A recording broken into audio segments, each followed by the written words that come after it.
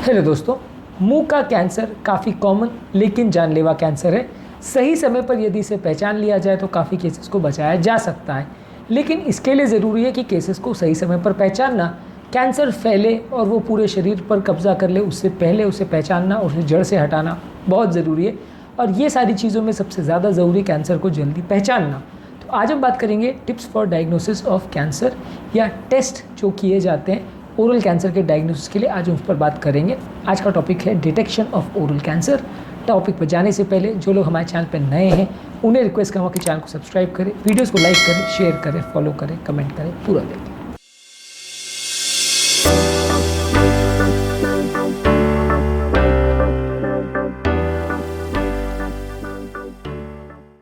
आज के टॉपिक में हम बात करेंगे ओरल कैंसर के डिटेक्शन करने के अलग अलग टेक्निक्स पर।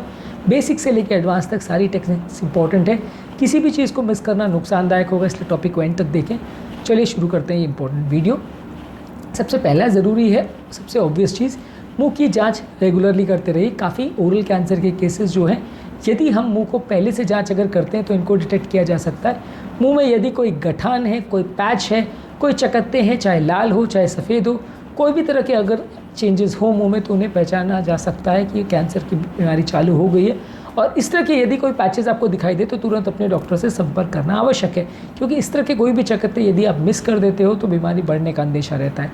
इसलिए यदि आपको मुंह में कोई भी पैच दिख रहा है जहाँ पे अगर डाउटफुल आपको चेंजेस दिख रहे हैं तो वहाँ पे आपको डॉक्टर से तुरंत कंसल्ट करने की आवश्यकता है। रेगुलर जो लोग डेंटिस्ट के पास जाते रहते हैं या ईएनटी सर्जन्स के पास रेगुलरली जाते रहते हैं, उनको इस मामले में थोड़ी सुविधा रहती है कि वो अगर इस तरह का कोई भी चकत्ता या पैच होता है तो जल्दी पिकअप हो जाता है, जल्दी ट्रीट हो जाता है काफ़ी। लेकिन डेवलपिंग कंट्रीज़ में प्रॉब्लम ये होती है कि लोग डेंटिस्ट के पास या ईएनटी सर्जन्स के पास रेगुलरली नहीं जाते। जब प्रॉब्लम होती है, तकलीफ होती है, तभी वो जाते हैं। और कैंसर के काफ़ी केस में दिक्कत ये होती है कि ये लेजन जब तक बड़े नहीं हो जाते तब तक वो प्रॉब्लम करते ही नहीं है। अब इस तरह के केसेस में बीमारी का मिस हो जाना काफ़ी कॉमन रहता है। ओरल कैंसर के क्या सिम्टम्स होते हैं इस पर हमने सेपरेट वीडियो किया है, उसको जरूर चेकआउट करें। नेक्स्ट चीज़ है टोलिडीन ब्लू स्टेनिंग। इसमें कैंसर के सेल्स को एक नीला डाई आता है, उससे यदि आप स्टेन करते हो तो वो नीले पड़ जाते हैं। यदि इस तरह के सेल्स नीले पड़ते हैं तो वो कैंसर के सेल्स, आप उनको आइडेंटिफाई कर सकते हो और उनको खुली आंखों से भी देख सकते हो। आप इस तरह के डाई से मुंह के जो सेल्स है जहाँ पे डाउटफुल लग रहा है वहाँ पे स्टेनिंग करके वहाँ पे रब करके देख लीजिए। अगर वहाँ पे नीला पड़ रहा है तो कैंसर के होने के चांसेस ज़्यादा हैं और फर्दर आपको जांच करनी पड़ेगी। अगला टेस्ट है ब्रश बायोप्सी। इसमें बेसिकली ब्रश लेके आप थोड़ा लोकल एनेस्थीसिया में वहाँ पे जो ब्रश लेके जो कैंसरस सेल्स हैं, जो डाउटफुल एरिया जहाँ पे आपको डाउट हो रहा है कैंसर का, वहाँ पे स्क्रैप करते हैं और उसमें जो भी ब्रश के अंदर चीज़ें आ जाती हैं उसको निकाल के माइक्रोस्कोप के अंदर एनालाइज करते हैं, जिससे कि आपको पता चलता है कि वहाँ पे कैंसर है नहीं। इसके लिए पेशेंट को भर्ती रखने की ज़रूरत नहीं है। डेंटिस्ट के ऑफिस में या किसी ईएनटी सर्जन के ऑफिस में इस चीज़ को किया जा सकता है, सिंपल टेक्निक है। इसके अलावा करते हैं स्क्रैप बायोप्सी।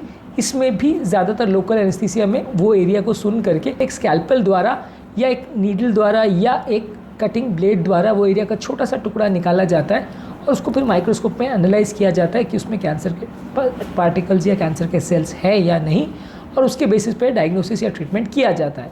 इसके अलावा आता है फाइन नीडल एस्पिरेशन साइटोलॉजी। ये अगर कोई भी सेल्स थोड़े डीप होते हैं तो वहाँ पे ये नीडल को हम इंसर्ट करते हैं। अगर कोई मास है या लंप है वहाँ पे नीडल इंसर्ट करते हैं और वहाँ पे जो सेल्स है उनको हाई प्रेशर में एस्पिरेट कर लेते हैं सिरिंज द्वारा और इन सेल्स को माइक्रोस्कोप द्वारा एनालाइज करते हैं, इनकी साइटोलॉजी करते हैं। उससे पता चलता है कि इसमें कैंसर वाले सेल्स है या नहीं। इसके अलावा आप एमआरआई, सीटी स्कैन या पेट स्कैन कर सकते हैं, जिसमें आसपास का एरिया भी आप जांच कर सकते हैं और इसके माध्यम से आप असेस कर सकते हैं कि उस एरिया में कैंसर है या नहीं। इसके अलावा एक VEL स्कोप आता है जहाँ पे फ्लोरोसेंट लाइट द्वारा आप मुंह को एनालाइज करते हैं। ये फ्लोरोसेंट लाइट जब मुंह पे पड़ता है तो वहाँ पे अगर हेल्दी टिश्यू है तो वो हरी दिखाई देगी और अगर ख़राब या कैंसरस सेल्स है तो वो डार्क दिखाई देंगे। इससे आपको बिना किसी जांच द्वारा भी सिर्फ माइक्रोस्कोप से या सिर्फ मशीन द्वारा ही आप जांच कर सकते हैं कि कहाँ पे सेल्स हेल्दी है, कहाँ पे अनहेल्दी, और फिर बाद में आप उसको फर्दर टेस्ट के लिए ले सकते हैं।